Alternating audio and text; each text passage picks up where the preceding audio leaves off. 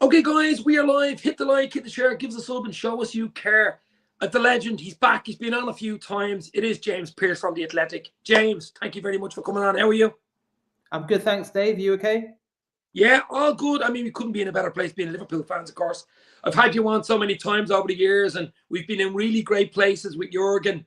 And I mean, around this time last year, was it February or late January when Jurgen announced that he was going, he was leaving. It was a bombshell. It hit the club, hit the fans. What is going on? Everyone was down in the dumps, of course. And out of nowhere, out of I mean, not many people knew about Arne, the bald Dutchman from Feyenoord manager. Not many people knew about him, to be fair. I know Spurs were looking at him and a few other clubs, but who would have known 6 months later, a year later, but 6 months in the job, that we'd be where we are? We haven't won anything yet. Okay, I'll caveat that, but Arne Slot, what a job, James. What a job. Yeah, been absolutely remarkable, hasn't it? I think, I think like everyone, you were kind of, there was a degree of concern of thinking, how on earth did Liverpool manage to deal with that transition, especially when you lose such an iconic figure as Jurgen Klopp? How big is that void going to be? And he's surpassed all expectations, hasn't he? I think he would be the first to admit, on the slot, that he was fortunate to inherit a really talented squad, and that it's not very often a job as big as Liverpool will come up when there isn't some significant kind of surgery needed in terms of the playing staff. But take nothing away from him, because he is, the way in which he's got more out of a lot of those players who, you could almost run through it, people like Diaz and Szoboszlai and Konate, those ones who had maybe lost their way a bit towards the back end of last season. He's been an absolute breath of fresh air. I think he's struck a really nice balance between being respectful to the past, but you can see he's got that kind of inner belief that he belongs at Liverpool. Tactically very astute. I think certainly of late he's used his bench really intelligently, rotated well, and everything looks good. As you said, nothing's been achieved yet, but what an amazing platform it is at the back end of January to kick on and hopefully win, with some of those big prizes. I mean, as Liverpool fans, you're a Liverpool fan yourself. We all want the league. We all want number 20, don't we, really? But I mean, we're in Europa. We're in the Champions League, top of the Champions League. We won last night 2-1, 7 out of 7 in the Champions League. I mean, it's ridiculous. We're already straight through into the last 16 there, so we won't have that dodgy playoff that everybody doesn't want, Carabao Cup semi. Okay, we're 1-0 down, but I'd fancy us at Anfield against Spurs. Still in the FA Cup, of course, Plymouth away next month. But the league form has been unbelievable. We've only lost once, and that was against Forest, who have taken a lot of points off us, haven't they? They've done really well against us. But the omens are good. But as I said earlier, we haven't won anything yet, but the omens are good. The foundation is there. I just think the way he talks, even, and you to be at the press conferences with him, and you to be asking him the questions and stuff, he always seems to get, similar to Klopp as well, though, but he always seems to get the right answer, doesn't he? He's always an intelligent fella. He works. He can work the press people. He knows what to say. He's a good way, very good English. He's really, really good. And I just think, even Gravenberch, look what he's done to Gravenberch. I mean, come on. It's crazy. Even a lot of the players have done well under him and played a lot better under him. But he's got that steel as well. I know he doesn't really show it. I'm sure he does behind closed doors at the AXA training centre, though, because you don't get where you are without some sort of steel.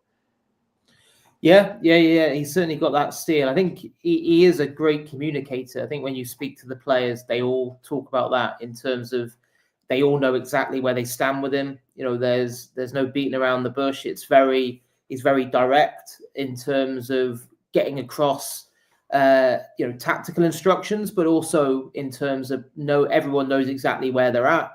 It was interesting listening to Harvey Elliott after the game at Brentford on Saturday, talking about going to knock on his door and basically saying, well, what do I need to do? And Arne Slot's basically spelling out to him exactly what it was that he needs to address to get more minutes in the side. So there's a huge attention to detail. I mean, they have a lot more meetings than they ever did previously, both individual and team meetings, in terms of analysing, you know, what they did well, but also what they can improve on. And I think there's no danger of anyone getting carried away, because Slot has kind of repeatedly banged that drum that he still thinks that there's a lot of room for improvement in terms of performance levels.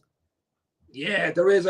He did say that the other day. Of course, he would say that as well. When you can always be better, you can always keep more clean sheets, score more goals, and all that type of thing. But at the moment, I mean, it's A plus, I suppose, or A minus, whatever way you want to say, A grade for Liverpool.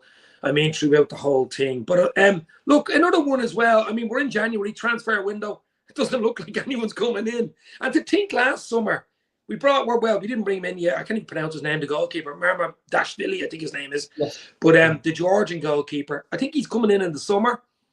And Chiesa, I actually like Chiesa. I know he's been injured and hasn't had a pre-season and didn't play much for Juve last year. But you can see a player there, can't you? I mean, see him last night. I mean, I really, you know, he was brought in, I think, to give Salah some rest time. He plays on that side and stuff like that. Maybe we'll see that more going forward, even though we know Salah wants to play every game. You know, that's the type of player he is, and he's super fit. But do you like Chiesa? Do you like what you've seen of Chiesa when he's fit? When he's fit? Yeah. I think obviously it's not been the kind of start to his Liverpool career that anyone kind of expected or hoped for, because he has played so little, hasn't he? And you know, it was tough for him, especially I think having missed pre-season. He was just playing catch up, you know, physically on everyone else. And Slot talked about it himself in terms of the problem of trying to get him up to the levels in terms of the intensity. And at times his body couldn't handle that, and he was getting little muscle issues. But thankfully, touch wood, he looks like he's got beyond that now. And I think, again, against Lille, I thought he showed that he, you know, with every kind of outing he has, he looks fitter, stronger, sharper. And it is a tricky one because Salah hates coming off, doesn't he? He certainly hates having a rest. But there will be times when you have to prioritize certain games, especially when you get, you know, the deeper we get into the season, that you will need to hold Salah back at times. And, you know, obviously last night Chiesa did a job briefly out on the left as well, didn't he? I think he doesn't necessarily just always have to be off the right. So, and of course, with, you know, Jota's ongoing fitness issues, we don't know how long it's going to be before we see him back in a Liverpool shirt. Chiesa's going to be important. So yeah, as little as kind of he'd played in that first half of the season, I certainly see him having a much bigger role to play as the stakes get higher. Let's hope so. Another conundrum, if you want to call it that, is Darwin Núñez. We know what he can do. We've seen him do it. The 2 goals at the weekend against Brentford basically won us that game. A big, important win considering what happened to Arsenal against Villa that night. But I mean, he was good last night without scoring a goal. I presume you were at the game, I'd say. So, I mean, you know, he does all the hard work. He tries things. He's full of energy. But as a number 9 and as a striker, we paid big money in the end for him. It's all about scoring goals, isn't it? Really? Really? Yeah.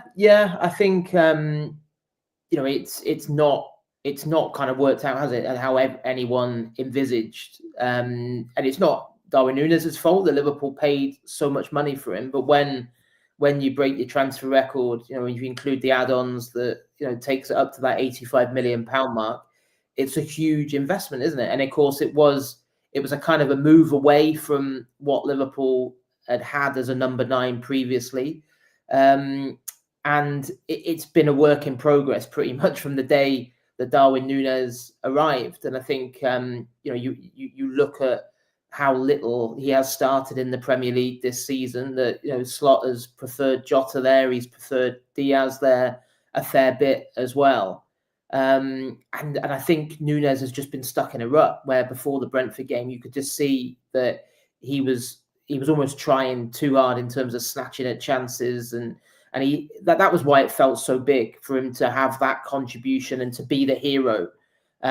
Because there is a lot of noise around his future. And I think Liverpool do have a big decision to make in the summer, but it needs to be parked till then. You know, the short term is that Darwin Núñez is going nowhere. You know, there was some talk last week, wasn't there, about a potential move to Saudi Arabia. That's not going to happen. It's No, he is definitely at Liverpool for the rest of the season, and it's down to Slot and his staff to try and get more of a tune out of him on a more regular basis. And I think what the one thing you're guaranteed with Núñez is he always puts in a shift, and it might not always be the most polished. Yes, he might squander chances that you'd expect a number 9 to stick away. Yes, you wish he would look along the line a bit more at times. There was obviously the goal he had chalked off late on against Lille when he was offside.